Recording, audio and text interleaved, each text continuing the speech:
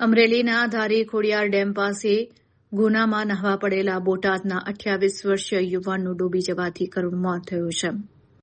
અમરેલી જિલ્લાના ધારી નજીક આવેલા સુપ્રસિદ્ધ ખોડિયાર ડેમ પાસે એક હૃદયદ્રાવક ઘટના સામે આવી છે. અહીં ડેમ નજીક આવેલા ઊંડા ગુનામાં નહાવા પડેલા એક આશાસ્પદ યુવાનનું પાણીમાં ડૂબી જવાથી કમકમાટી ભર્યું મોત થયું છે. આ દુર્ઘટનાને પગલે સ્થાનિક પંથકમાં ભારે અરેરાટી વ્યાપી ગઈ છે. મળતી વિગતો મુજબ પાણીમાં ડૂબી જવાથી મૃત્યુ પામનાર યુવાનની ઓળખ 28 વર્ષીય હરપાલભાઈ શિવકુમાર ખાચર તરીકે થઈ છે, જેઓ બોટાદના રહેવાસી હોવાનું જાણવા મળ્યું છે. રવિવારના રજાના દિવસે ખોડિયાર ડેમ નજીક નહાવા પડેલા હરપાલભાઈ અચાનક પાણીના ઊંડા પ્રવાહમાં ગરકાવ થઈ ગયા હતા.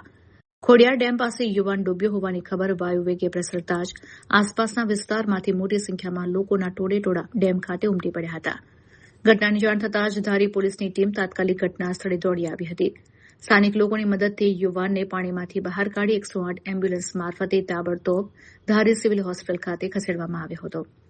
જો કે હોસ્પિટલ પહોંચતા જ ફરજ પરના તબીબોએ સઘન તપાસ બાદ યુવાનને મૃત જાહેર કર્યો હતો.